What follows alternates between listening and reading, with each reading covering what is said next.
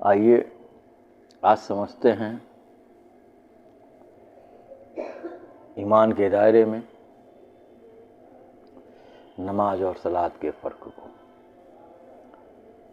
हम्द हुआ नसल्ली अला रसूलिल करीम औज़ु बिल्लाहि मिनश शैतानिर रजीम बिस्मिल्लाहिर रहमानिर रहीम। आसान भाषा में सलात दर्शन है और नमाज प्रदर्शन। असल में सलात के माने दर्शन के हैं, दीदार तसव्वुर के हैं। सलात कायम की जाती है और नमाज पढ़ी जाती है। सलात में अपने गुरु का दर्शन हर समय है और ये 24 घंटे कायम रहती है। गुरु का चेहरा हर वक्त आँखों में बसा हुआ होता है, जो कि हमें गलत कामों से रोकता रहता है, गुनाहों से रोकता रहता है और अच्छे कर्मों के लिए, अच्छे कामों के लिए निरंतर प्रेरित करता रहता है। कोई ऐसा इंसान जिसने वक्त के मोहम्मद यानी कामिल मुर्शिद यानी सद्गुरु को आँखों और दिल में बसा लिया तो समझ लीजिए कि उसकी सलात कायम है। लेकिन जिनके दिल और आँख में कोई सूरत नहीं होती और वह बिना देखे गए अल्लाह के लिए नमाज पढ़ते हैं, उन्हें क्या मिलेगा? जिसको देखा ही ना हो उसकी क्या कोई तारीफ़ करेगा और कैसे करेगा? मौलाना साहब सलात को समझ ही नहीं पाए और उन्होंने बता दिया कि सलात का मतलब नमाज है और ये सिर्फ़ अल्लाह के लिए ही पढ़ी जाएगी, और वो पढ़ रहे हैं जिसमें कोई दर्शन नहीं और कोई मार्गदर्शन नहीं। सब कुछ ख्वाबों और ख़यालों में है कि ऐसा होगा वैसा होगा। अल्लामा इकबाल अलैहिर्रहमा साहब ने फरमाया, जो मैं सर बसजदा हुआ कभी तो जमी से आने लगी सज़ा, तेरा दिल तो है सनम आशना, तुझे क्या मिलेगा नमाज में। इस शेर में सलाती और नमाजी दोनों को समझिए। अरबी का लफ्ज़ है सलात, इसको फ़ारसी में नमाज और दरूद कहा जाता है और इसीलिए लफ्ज़ नमाज कुरान में नहीं है, कहीं भी नहीं है।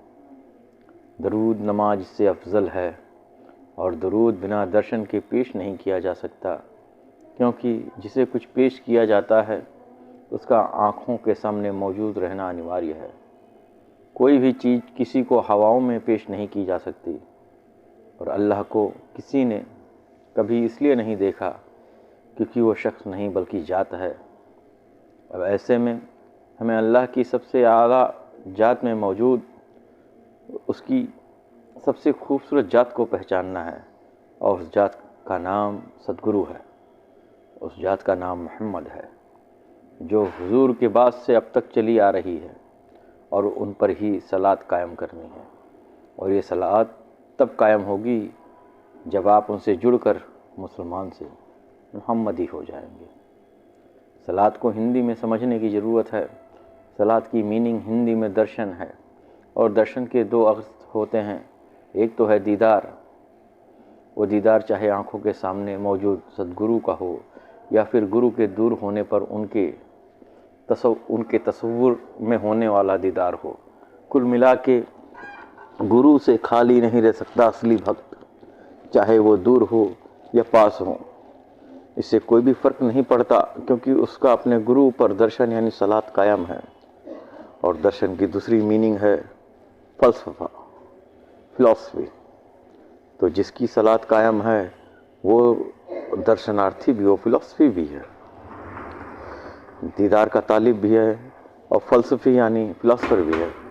मार्गदर्शन केवल उनका होता है इस दुनिया में जिसने देखे गए अल्लाह के सबसे सुंदर रूप यानी रब, यानी मार्गदर्शक के कदमों में सर झुका करके दर्शन कायम कर लिया। और जिन्होंने अनदेखे अल्लाह के लिए नमाज पढ़ी, उनको कभी कोई दर्शन नहीं हो सकता। वो ना अल्लाह की जात को समझ सकते हैं, ना मोहम्मद वक्त के सद्गुरु की जात को। जब ये गुनाह करेंगे, जब ये गुनाह करेंगे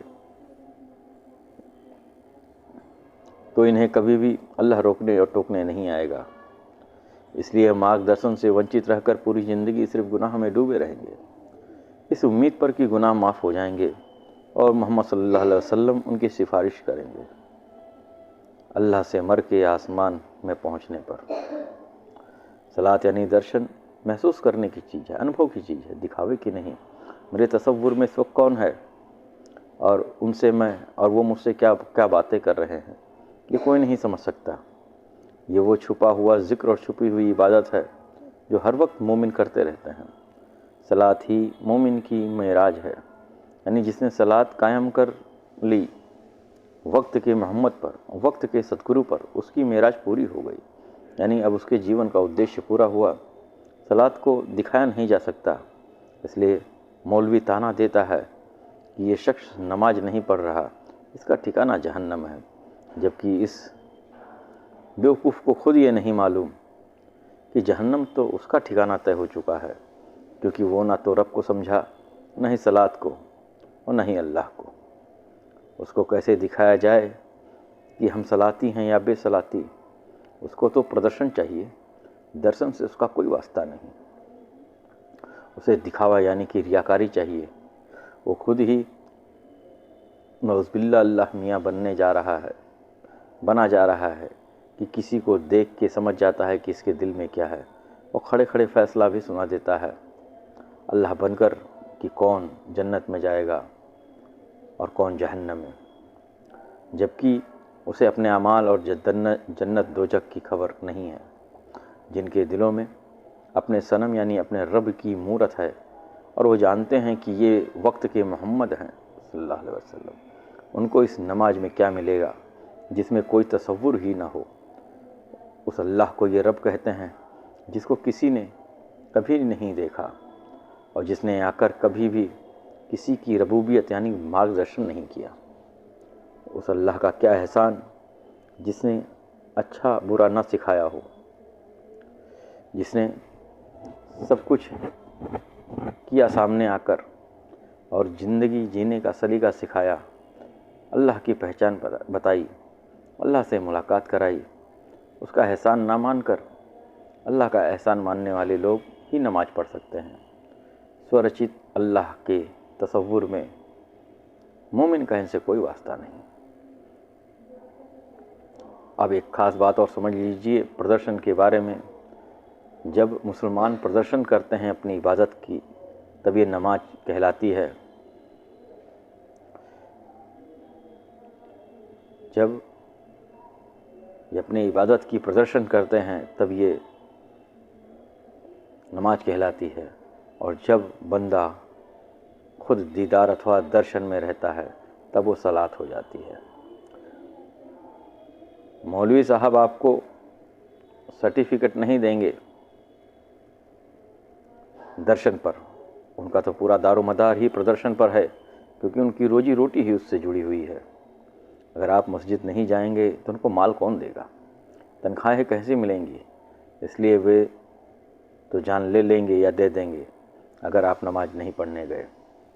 घर में पढ़ने की इजाज़त मौलवी साहब क़यामत तक नहीं दे सकते, क्योंकि अगर आप घर में पढ़ लेंगे तो मस्जिद का चंदा कौन देने जाएगा। इसलिए जमात के साथ पढ़िए, प्रदर्शन करिए अपनी इबादतों का, दुनिया को दिखाइए, रियाकारी कीजिए, प्रदर्शनकारी बनिए। लेकिन मोमिन भी प्रदर्शन करता है, उसका प्रदर्शन उसके उर्सों में होता है, अपने सनम की महफिल में होता है, या उसका प्रदर्शन होता है ताजादारी में। ये वो खुले आम करता है। ताजादारी एक विरोध प्रदर्शन का नाम है, और ये विरोध प्रदर्शन मोमिन लगभग 1400 सालों से करते आ रहे हैं। और इस विरोध प्रदर्शन को बंद करने के लिए मौलाना हजरात 1400 साल से जान दिए जा रहे हैं कि ये प्रदर्शन ना करिए, ये विरोध ना करिए, भूल जाइए करबला, ये गुनाह है, ये शिर्क है, ये कुफ्र है। और मोमिन भी नक्कारों के ढोलों के जोर पर इस प्रदर्शन को आज तक करते आ रहे हैं और कहते आ रहे हैं कि हुसैन अलैहिस्सलाम आज भी जिंदा हैं, जिंदा हैं, जिंदा हैं। नमाज के प्रदर्शन और ताजादारी के प्रदर्शन, दोनों प्रदर्शनों में कितना फ़र्क है सोचिए। मैं नमाज़ पढ़ूँगा या नहीं पढ़ूँगा इसका फ़ैसला मुझे करना है, मौलाना साहब को नहीं। सिर्फ नमाज में इनको इतना इंटरेस्ट क्यों है? नमाज पढ़ो, नमाज कायम करो। ये वाले पोस्टर छपवा के गली गली में तो मौलाना साहब ने लगवा दिए, गली मोहल्लों में, लेकिन सलात को ना समझ पाए। सलात इसलिए नहीं समझ सके क्योंकि दीन की बुनियाद कलमा को ही वो ना समझ पाए और आसमानी अल्लाह को सजदा करते रहे। जबकि शैतान के बारे में बताया गया है कि वो इसलिए शैतान हो गया क्योंकि उसने आदम को सजदा नहीं किया। पोस्टर तो ये छपने चाहिए, इश्तिहार तो ये छपने चाहिए कि कलमा को सीखो और सिखाओ। जब तक कलमा नहीं सीख पाओगे तब तक आसमान के अल्लाह को देखने के लिए आसमान की तरफ तकते रहोगे। और जिस दिन कलमा सीख जाओगे, जिस दिन कलमा सीख लोगे, जिस दिन कलमा तुम्हारे दिल में उतर जाएगा, उस दिन निगाहें आसमान से हटकर ज़मीन पर आ जाएंगी और नीचे देख कर के चलना सीख लोगे। नीचे मौजूद अल्लाह की मखलूक से मोहब्बत करने लगोगे।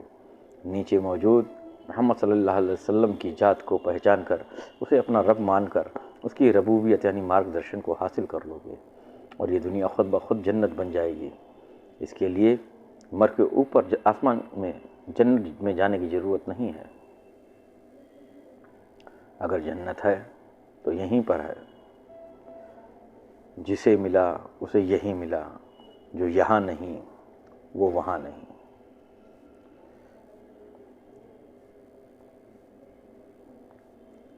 सलात और नमाज, इन दोनों में बहुत बड़ा अंतर है, बहुत बड़ा अंतर है। मैं आप लोगों को इस पर गौर व फिक्र करने की दावत दूंगा कि सलात को कायम करो।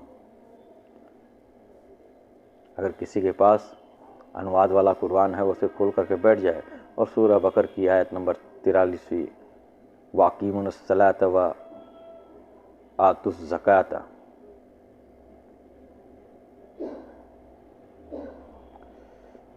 इसका मतलब यह है सलात कायम करो और ज़कात जारी करो। ए दुनिया के हर मजहब, हर जात, हर कौम में मौजूद मोमिन, मेरे शब्दों पर गौर करिएगा। ए दुनिया के हर मजहब, हर जात, हर कौम में मौजूद मोमिनों, मोमिन के मायने प्रेमियों से है, जो प्रेम करना चाहे, जो सूफ़ी हों, जिनके पास प्रेम ही, मोहब्बत ही जिनका तर्जमा हो। अपने मालिक का पैगाम सुनो ऐ मोमिनो, अपने मालिक का पैगाम सुनो। और रहमतुल लिल आलमीन माली ये हुक्म दे रहे हैं कि सबसे पहले तो अपने वक्त के मोहम्मद के कदमों में सर झुका के अपने अहंकार, अपनी अना को और अपने हसद को फना कर दो, ख़त्म कर दो। फिर उस मोहम्मद को अपना रब मानकर उसके चेहरे को अपनी आँखों और रूहों में बसा लो। एक पल को भी तुम उनसे गाफिल ना हो सको। और जब ऐसा होगा तो उनका मार्गदर्शन जारी रहेगा। जब भी गुनाह करने चलोगे तो रोक देंगे और सीधी सरल व नेक राह दिखाएंगे। इस मार्ग पर चलकर तुमको हर पल नए नए ज्ञान मिलेंगे, क्योंकि अभी तक तो तुम किताबों में उलझे रहे। तो ज्ञान तो मिलने से रहा, क्योंकि मोहम्मद ने दुनिया को भटकने से बचाने के लिए किताबों का काम ही ख़त्म कर दिया था और मोहम्मद को जात बना के पेश कर दिया था इस हुक्म के साथ, ये बोलते हुए ये कुरान है, ये सिखाने वाले कुरान है। और जब तुम्हारी सलात यानी दर्शन कायम हो जाए इन पर, तो इनसे जो इल्म मिले उस इल्म की ज़कात बांट देनी है। यानी 100 में से 97.5 उन लोगों पर लुटा देना जो ईमान वाले हैं, यानी प्रेमी। और साफ साफ कहा जा रहा है कि जो भी तुमसे झुक कर मिले उससे भी तुम झुक कर के मिलना।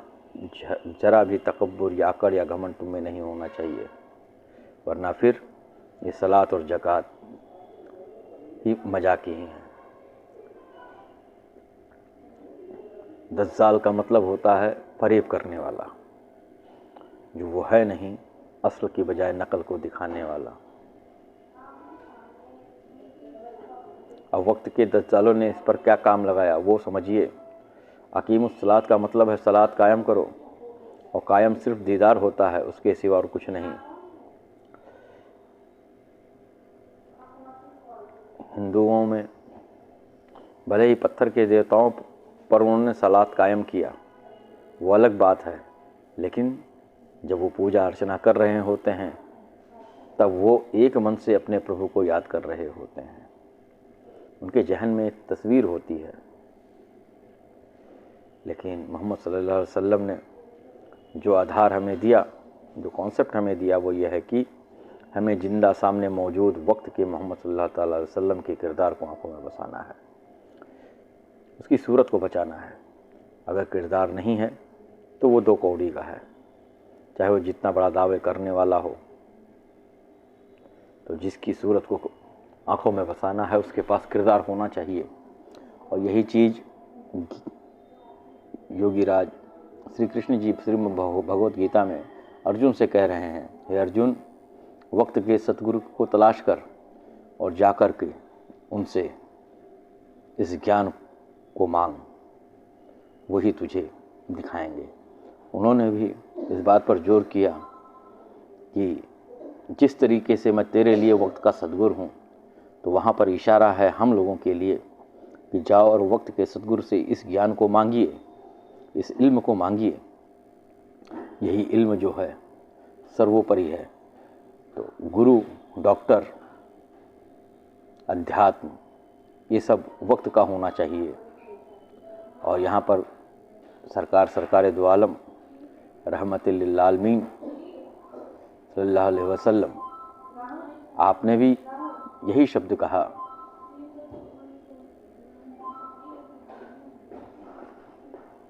कि वक्त के मोहम्मद को तलाशो और अपनी सलात को कायम करो।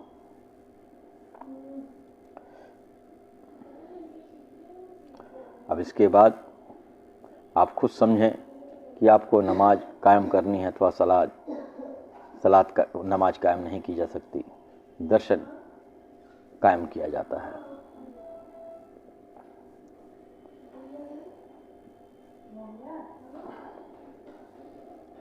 जब तक सलात नहीं कायम होगी तब तक हम अभी तक दीन मोहम्मदी में प्रवेश नहीं किए।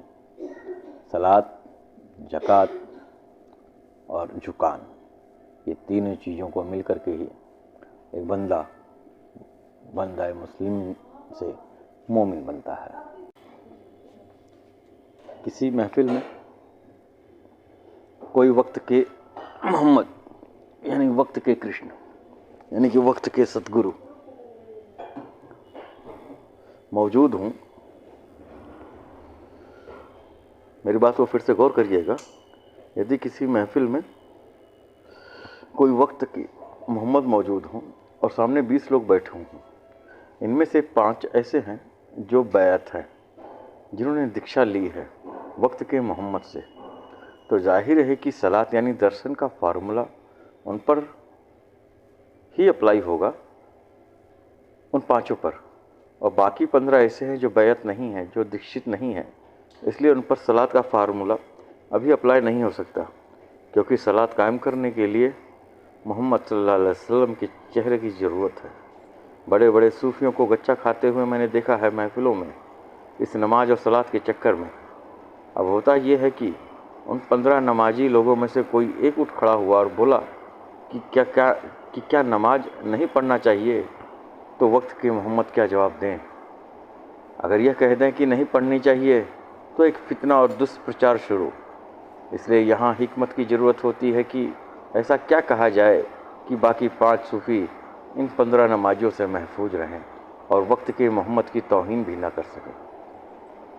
तो वक्त के मोहम्मद ने बयान दिया कि नमाज पढ़ो तो नमाज में अपने रब को सजदा करो, और नमाज तो आखिरी सांस तक माफ़ नहीं। बस समझ लो, नमाज आखिरी सांस तक माफ़ नहीं है। बस इसको ऐसा समझ लो कि किस तरीके से वक्त के मोहम्मद सल्लल्लाहु अलैहि वसल्लम ने इन चीज़ों में मध्य का रास्ता,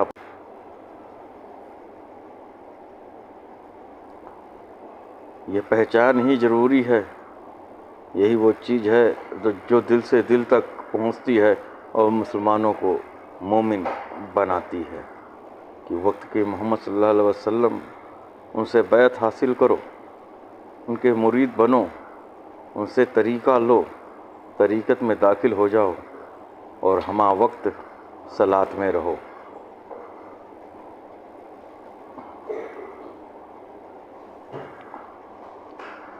बस समझ लो कि सजदा किसको करना है और नमाज में सिर्फ रब की तारीफ़ करनी है, किसी गैर का ज़िक्र नहीं करना है। अगर नमाज के आयतों पर आप गौर करेंगे, सुभान रब्बियल आला, सुभान रब्बियल अजीम, दोनों जगह केवल तारीफ़ अपने रब की है, अल्लाह की नहीं। तो रब को समझना ज़रूरी है। अब ऐसे सूफ़ी मिलते हैं कि दूसरे दिन से शुरू हो जाता है कि पीर साहब ने बताया है कि नमाज़ तो पढ़नी पड़ेगी, जबकि ये इल्म उस वक्त मौजूद सूफ़ियों के लिए नहीं था, बल्कि उनके लिए था जिनका एडमिशन LKG में होने जा रहा था। नमाज पढ़े बिना कहाँ सलात तक इंसान पहुँच सकता है। बस जो नमाज पढ़ रहे हैं उनके तसव्वुर में अगर रब मोहम्मद है तो यकीनन वो सलात कायम करने वाले हैं।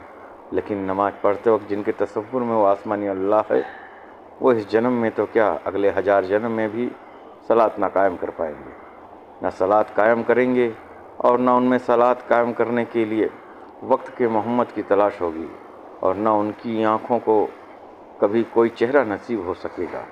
वो किरदार की अहमियत को ही ना समझ पाएंगे और ना ये समझ पाएंगे कि मोहम्मद सल्लल्लाहु अलैहि वसल्लम कोई इस तरह मौत नहीं है, वो कामिल मुर्शिद के रूप में हर जगह मौजूद है। यदि मेरे इस बातों से किसी को आसमानी अल्लाह सजदा करने वाले को या मुसलमान ये सवाल करे कि क्या नमाज नहीं पढ़ना चाहिए, तो मैं उससे ये तो कभी नहीं कह सकता कि नहीं पढ़नी चाहिए, क्योंकि अगर अभी उससे कह भी दिया तो वो ना तो इधर का रहेगा ना उधर का, क्योंकि वो अभी सतगुरु के चरणों में गिरा कहाँ है। वह तो बिल्कुल छुट्टा बैल हो जाएगा कि चलो फुर्सत मिली, अब क्या करना नमाज पढ़ के, जबकि सलात तो मरते दम तक जारी रहनी है, इससे निजात कहाँ। इसलिए मैं उसको सही तरीका बता दूंगा कि नमाज आसमानी अल्लाह के लिए नहीं, ये रब के लिए है और रब मोहम्मद हैं सल्लल्लाहु अलैहि वसल्लम। और नमाज में तुमको सिवाय रब की तारीफ़ के सिवा कुछ भी नहीं पढ़ना है। लेकिन अगर यही बात कोई सूफ़ी मुझसे पूछे तो मुझे हैरत के सिवा और क्या होगा। सूफ़ी बैत भी हो चुका है और अभी उसको उसके मुर्शिद ने सलात का मतलब तक नहीं बताया। शायद वो मुर्शिद अपने को गुनहगार समझते हों और इस लायक ना समझते हों कि कोई उनके तसव्वुर में सलात कायम करे, कोई उनका तसव्वुर में सलात कायम कर सके। और अगर कोई सलात उनके चेहरे पे कायम भी कर ले तो ज़कात कहाँ से मिलेगी। इल्म की ज़कात तो सिर्फ़ कामिल मुर्शिद ही दे सकते हैं, और जब तक अपने जिस्म में मौजूद रहे तो सामने बैठ कर देते हैं, और जब पर्दा कर लिया तो दिल और दिमाग बंद करके देते रहते हैं। ये सिलसिला कहाँ ख़त्म होता है। सलात है तो फिर ज़कात भी है, लेकिन नमाज अगर है तो फिर ज़कात नहीं। ज़कात का हकदार सिर्फ वो है जिसकी सलात कायम है। जो लोग कहते हैं कि हुजूर भी नमाज पढ़ते थे और पढ़ाते थे, वो बेवकूफ़ हैं। उन्हें ये कहना चाहिए कि हुजूर ने आसमानी अल्लाह पर जान दिए दे रहे छोटे छोटे LKG के बच्चों को नमाज पढ़ करके दिखाया है। इन्हें डेमो दिया है कि जब तक मोहम्मद पे सलात कायम ना हो तब तक नमाज भी पढ़ना तो ऐसे पढ़ना। और इसलिए आपने अबू बकर को हुक्म दिया था कि आवाज़ बुलंद नमाज पढ़ाओ, ताकि सब सुन लें कि नमाज में किसका ज़िक्र हुआ और किसकी तारीफ़ हुई। क्योंकि आप जानते थे कि आपके बाद नमाज का क्या हाल किया जाने वाला है। सिर्फ़ अलहम्द शरीफ पढ़ी जाती थी, रुकू में सुभान रब्बी अज़ीम, यहाँ भी रब की तारीफ़, सजदे में भी सुभान रब्बी आला, और सजदे में ही दुआ मांगने का हुक्म। और हुजूर ही तो अल्लाह का जमाल है, और उन्हें तो हर नमाजी के दिल की धड़कनों तक की खबर है। आपकी नज़र से कौन बच सकता था या बच सकता है? किसने आसमान के अल्लाह को सजदा किया और किसने मोहम्मद को? उनको खबर थी और खबर है, हुजूर तो रहमतुल लिल आलमीन है, यानी सारे लोगों के लिए रहमत। तो वो तो किसी को दुत्कार के भगा भी नहीं सकते, उन्हें तो सबसे मोहब्बत है, मगर उनकी उम्मत को आसमान के अल्लाह से मोहब्बत है। उसके लिए तो मोहम्मद सल्लल्लाहु अलैहि वसल्लम सिवाय गुनाहों से माफ़ी की सिफारिश करने वाले से ज़्यादा कुछ भी नहीं। जो लोग मोहम्मद सल्लल्लाहु अलैहि वसल्लम को सजदा करते हैं अपनी नमाज़ों में, वो एक ना एक दिन उस ऊंचे चबूतरे पे बैठने के मुस्तहक हो जाते हैं जो असहाबे सुफ़ा यानी सूफियों के लिए है। कुरान में 30 पारे हैं, लेकिन कोई मुझे बताए कि सूरह फातिहा यानी अलहम्द शरीफ किस पारे में है? वो तो किसी पारे में नहीं है। पहला पारा तो अलिफ लाम मीम से शुरू होता है और इस अलिफ लाम मीम से पहले सूरह फातिहा है, और सूरह फातिहा को जिसने समझ लिया उसने असली कुरान को समझ लिया। एक तरफ 30 पारे और एक तरफ सिर्फ सूरह फातिहा। अगर दज्जाल ने ज़ालिकल किताब के मायने ना बदले होते और वो किताब बना रहने दिया होता तो आज लोग सूरह फातिहा में ही सारे समंदरों का इल्म पा लेते, लेकिन उसने ज़ालिकल किताब को ये किताब कह दिया और मुसलमान कभी सलात और नमाज और रब को ना समझ पाए। अगर किसी मुसलमान के साथ मस्जिद में कोई सूफ़ी नमाज पढ़ रहा है तो मुल्ला जी दोनों को देख देख के बहुत खुश हो सकते हैं कि देखिए साहब, ये हैं असली लोग। लेकिन मुल्ला जी आपको कैसे पता लगेगा कि नमाज पढ़ने वाले इन दो लोग में से कौन आसमानी अल्लाह को सजदा कर रहा है और कौन वक्त के मोहम्मद को? यहाँ तक तो आपकी भी पहुँच नहीं है। आपकी आंखों के सामने वो सूफ़ी मोहम्मद को सजदा करके चला गया और आपको खबर तक ना हुई। क्या कर लेंगे आप उसका? इसलिए कहते हैं कि इन्नमल आमाल बिन्नियत, यानी तुम्हारे हर अमल का फ़ैसला तुम्हारी नीयत पर है। दिलशाद खां भाई ने एक बार सवाल किया मेरी पोस्ट पर कि जनाजे की नमाज क्या है? मैं तो हमेशा ही कहते आया हूँ कि मुल्ला ना नमाज को समझा ना सलात को। एक तरफ वो रुकू और सजदे वाले अमल को भी नमाज कहता है और एक तरफ जनाजे में जो खड़े ही पढ़ी जा रही है उसको भी नमाज कह रहा है। लेकिन जो मुर्दे की नमाज है उसको आप पुलिस फोर्स या सेना के शहीद हुए जवानों की तरह समझें। किसी के जनाजे के सामने होकर के दुआ करना यह बस एक एहतराम है, एक श्रद्धांजलि है, एक तरीका है कि कोई मर जाए तो उसे साइकिल के करियर में पीछे बांधो और या तो कब्र में दफन कराओ, वैसे या फिर जला डालो या बहा डालो। लेकिन एक अच्छी रस्म है कि चलो एक ऐसा भी इंसान रहा, इसको तो अपने अमाल की सज़ा भुगतनी है। नमाज क्या, पूरी दुनिया की किताबें भी उस पर पढ़ करके फूंक दी जाए मगर कुछ नहीं होगा। जो बोया है वो काट नहीं होगा। सिर्फ उसके घर वालों को थोड़ा सा सुकून मिल जाता है जब किसी मुर्दे का एहतराम कर दिया जाता है, और कोई मुर्दा कभी लौट के भी नहीं आता जो कि बताए कि जो उसके लिए इतना सब कुछ पढ़ा गया उसका कोई उससे कुछ फ़ायदा मिला या नहीं। हम तो बस सिर्फ कल्पनाओं में जिए जा रहे हैं, अपने आप तय कर लेते हैं कि उसके गुनाह माफ़ हो गए होंगे या उसे जन्नत मिल गई होगी। तो बस ऐसा समझिए जैसे किसी बॉडी के एहतराम में उसको सलामी दी जाए या उसका एहतराम करके उस पर फूल चढ़ाए जाए और सम्मान के साथ उसके शव को ले जाया जाए। इतना ही काम है जनाजे की नमाज का, इसके आगे कोई दिमाग ना लगाइएगा। बेहतर वो लोग हैं जो अपनी ज़िंदगी में ऐसे काम करते हैं कि जिनको किसी की सिफारिश या दुआओं की ज़रूरत नहीं रहती, क्योंकि वो जानते हैं कि गुनाहों की कोई माफ़ी नहीं, कोई सिफारिश नहीं। एक अवसर मिला है, एक अवसर मिलता है, चाहो तो उसको गुनाह करके अमर हो जाओ, चाहो तो इसको गंवा करके ज़िंदगी में भी और मरने के बाद भी गाली खाते रहो। नमाज जनाजा तो कातिलों की भी होती है, मुजरिमों की भी होती है, बलात्कारियों की भी होती है, जालिमों की भी होती है। तो क्या ये सब नजात पा जाएंगे? अपने दिमाग से सारे वहम और गलत फहमियाँ निकाल दीजिए। मुर्दे को चाहे जलाया जाए या दफनाया जाए या बहाया जाए, मकसद सिर्फ एक है कि हमें उसके बदन से उठने वाली बदबू और सड़न से निजात पाने हैं, इसके सिवा कोई मकसद नहीं। मुख्य भूमिका जान और आत्मा की है। मौलानाओं को कुछ बात पे बड़ा नाज है अपने ऊपर, और उनको ये गलत फहमी हो गई है कि उसको ये आवाम कभी नकार नहीं सकती, क्योंकि अगर मैं नहीं तो फिर कौन निकाह पढ़ाएगा, अगर मैं नहीं तो जनाजे की नमाज कौन पढ़ाएगा, अगर मैंने इनकार कर दिया तो ना शादियां हो सकेंगी ना लोगों को जन्नत मिल सकेगी मरने के बाद, क्योंकि अल्लाह मियाँ तो उस मुर्दे को सीधे जहन्नम रसीद कर देंगे जिसकी नमाज जनाजा नहीं पढ़ी गई। मुल्ला को नाज है कि अगर वो ना होगा तो फातिहा कौन देगा? मुल्ला को नाज है कि अगर वो ना होगा तो अरबी कौन पढ़ाएगा? हमें उसके ये सारे नाज मिट्टी में मिलाने होंगे। सूफियों को चाहिए कि वो अपने अपने शहर और कस्बों में किसी ईमानदार शख्स को चुने जो मोमिनों के अक़्द नमाज जनाजा और नजर पेश करने में अपनी खिदमत को पेश कर सके, और जो भी मोमिन कोशिश दे दे वो ले ले। जब तक आप ऐसा नहीं करेंगे आप इन मौलानाओं के चंगल से नहीं निकल सकते, क्योंकि कहीं ना कहीं आपको इनकी ज़रूरत पड़ेगी और आपके पास कोई दूसरा विकल्प नहीं। और ये आखिर में कहेंगे कि पूरी ज़िंदगी भर हमको बुरा कहते रहे और हमने ही जनाजे की नमाज पढ़ दी है या निकाह पढ़ा दिया है। अब आइए बात करते हैं फिर से सलात यानी दर्शन की। सलात दो तरह से, एक सलात तो वो है जो अपने ही हाथों से बनाए गए पत्थर के बुतों पर कायम है।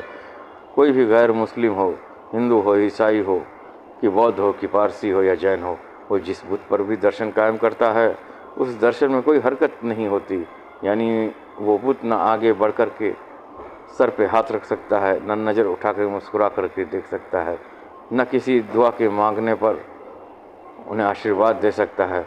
उस बुत का तसव्वुर यानी दर्शन ठीक वैसा ही कायम होता है जैसा उसको किसी बुत खाने में देखा था। किसी बुत परस्त ने उस बुत से कभी बात ना की, ना मिला, ना उस बुत ने कभी अपना हाथ उसके सर पर रखा और ना खुद अपनी ज़बान से कोई ज्ञान दिया। लेकिन अपनी माँ का तसव्वुर कीजिए, वो चाहे ज़िंदा हो या इंतकाल कर गई हों, उनका तसव्वुर और दर्शन कायम कीजिए। बाकायदा चलता फिरता बात करता नज़र आएगा। जितने लम्हात आपने उनके साथ गुजारे हों सब हरकत में हैं। इसलिए क्योंकि आपने उनको अपनी आँखों से देखा है और उनके किरदार को देखा है। दरअसल हरकत में वही सलात या दर्शन हो सकता है जिसमें चरित्र होगा। चरित्र ही दर्शन का सबसे बड़ा मार्गदर्शन है। एक ऐसा चरित्र जिसको हमने खुद अपनी आँखों से देखा हो, उस चरित्र के मालिक को अपने कानों से सुना हो और चरित्र से महसूस किया हो। तो ये बात हुई कि जितने भी दुनिया में भगवान या अवतार हुए उनमें से किसी ने भी ये आदेश नहीं दिया कि उनके बाद उनकी मूर्तियाँ बनाई जाए या उनके नाम से किताबें पेश की जाए। जो भी किया वो उसने किया जिसे धर्म के नाम पर रोटी खानी थी, और ये सबसे बड़ा व्यवसाय है जो खौफ, लालच और उम्मीदों पर टिका हुआ है। इसमें सिर्फ कल्पना करनी है कि ऐसा होगा वैसा होगा, इसके सिवा कुछ नहीं है। जब कोई सबूत है, ना ही कोई सबूत है, ना ही कोई हरकत और ना कोई जवाब, ना कोई मार्गदर्शन। अगर मार्गदर्शन होता और उस बुत के चेहरे में कोई हरकत होती तो क्या इंसान में इतनी ताकत थी कि वो गुनाह कर लेता? न जाने कितने पुजारी और उनके समर्थक दिन रात गुनाहों में डूबे हुए हैं और हराम का माल खा रहे हैं, और उस हराम माल का बहुत बड़ा हिस्सा उनके दरबारों में ये सोच कर चढ़ा आते हैं इससे वो बुत खुश हो जाएंगे और उन्हें गुनाह करने की छूट देते रहेंगे। अपने दिमाग से वाश आउट कर दीजिए सारी गलतफहमियाँ। गुनाह तो छोड़िए, आधा भी ना माफ़ होगा और ना कोई सिफारिश, ना रिश्वत। सब आपके मन के भरम है, और ये भरम मौलाना, पंडित सब ने अपनी तरफ से बनवा लिया है, जिसमें आप सब मस्त हैं। सारे ही पैगंबर और अवतार जिन जिन के नाम दुनिया में लिए जाते हैं वो सब के सब हुजूर से पहले दुनिया में आ चुके थे। हुजूर तो सबसे आखिरी कानून लेकर आए और ख़ात्मा कर दिया सारे नबियों का और बता दिया कि अब कोई नबी ना आएगा, ना पैगंबर। मैं आखिरी हूँ, मेरे कानून आखिरी हैं। मैं फ़ाइनल डिसीज़न दे रहा हूँ दुनिया को। अब किसी भी बुत की पूजा नहीं होगी। अब सिस्टम चलेगा मुर्शिद यानी गुरु और मुरीद यानी चेले का। सामने जिंदा गुरु का दर्शन करना है, उनसे इल्म हासिल करना है, उनको सजदा करना है, उनकी जिस्मानी ज़िंदगी में भी और उनके पर्दा कर लेने के बाद भी। यही असली हज होगा। उनके किरदार पे नज़र रख के वैसा किरदार अपनाना होगा, वैसा ही बनने की लगातार कोशिश करनी होगी। अगर गुरु हज़ारों मील दूर रहता है तो भी परेशान ना होना। जो सलात का सिस्टम दिया जा रहा है उसके लिए कोई दूरी नहीं। जैसा आप आज देख सकते हैं कि भारत का रहने वाला जापान से वीडियो कॉलिंग कर रहा है, इंटरनेट के लिए कोई दूरी नहीं। और इसी दर्शन के फार्मूले को अपनाकर वैज्ञानिक ने दूरदर्शन की ईजाद की। ये मुल्ला ने नहीं बनाया, न पंडित ने। ये तसव्वुफ़ यानी दर्शन की ताकत रखने वालों का काम है। और दुनिया में सिर्फ़ अकेला ये फार्मूला है जो दीन मोहम्मद ने पेश किया, जिसमें मोहम्मद को मौत नहीं है। मोहम्मद को इसलिए मौत नहीं है क्योंकि मोहम्मद तो चरित्र का नाम है, और चरित्र को कभी मौत नहीं होती। चरित्र की ना कोई तस्वीर होती है, ना मूरत होती है। चरित्र क्या है ये तभी पल्ले पड़ेगा जब आँख से किसी का चरित्र देखा हो। सिर्फ सुन लेने से किसी के चरित्र की अनुभूति नहीं होती। जब किसी का चरित्र देखेंगे तो अनुसरण की तरफ बढ़ेंगे, तब उसका आशीर्वाद लेंगे।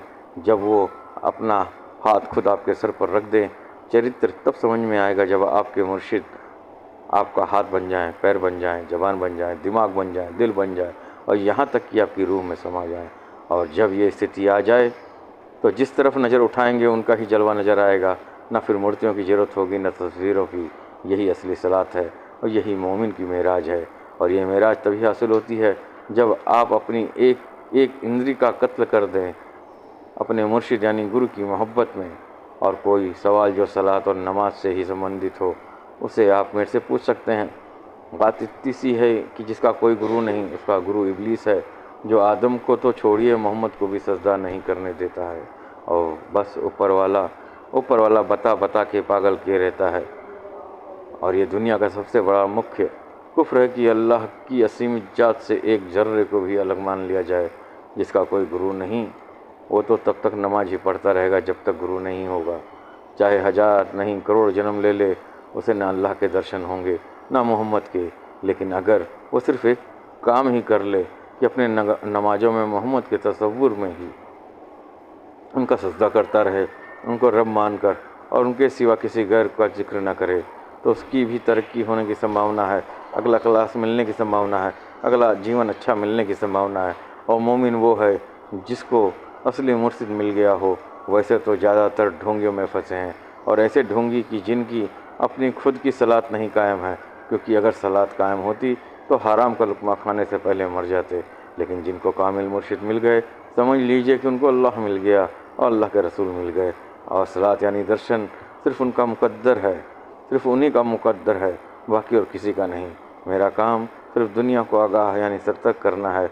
दीन मोहम्मद में न कभी ज़बरदस्ती थी, न है, न होगी। दीन मोहम्मदी तो सिर्फ सच्चाई की रोशनी पेश करता है। अब किसके नसीब में रोशनी है और किसके नसीब में अंधेरा, ये तो सब उसके कर्म तय करते हैं। सच्चाइयाँ लगातार मैं पेश कर रहा हूँ ताकि कोई भी इंसान इस दुनिया का ये न कह सके कि उस तक सच्चाई नहीं आ सकी। कौन मेरे इन बयानों को समझेगा और अपनी ज़िंदगी को खूबसूरत बनाएगा? कौन मेरे बयानों को सुन करके, मुझे गाली दे करके खुद को दुनिया का सबसे बड़ा ज्ञाता और सबसे बड़ा काबिल समझेगा और अपनी श्रद्धा को सर्वोपरि मान करके वही करता रहेगा जो करता आया है? इन सब से मुझे कोई मतलब नहीं। प्रेमी का काम है प्रेम का संदेश देना, दुनिया को जगाना, और वो काम मैं अपनी ईमानदारी से पूरा कर रहा हूँ। और दुनिया की मोहब्बत को और इंसानियत की और दुनिया में मैं मोहब्बत की और इंसानियत की दावत दे रहा हूँ। कोई आए ना आए, ये उसका अपना मामला है, ये उसका अपना मामला है, ये मेरा मामला नहीं है। हर इंसान अपने अपने कर्मों का खुद जिम्मेदार है। कोई किसी को ना नेकी दे सकता है, ना कोई किसी के गुनाह कर्म कर सकता है। जैसा बोया है वैसा ही काटने को हर शख्स तैयार रहे। बस आज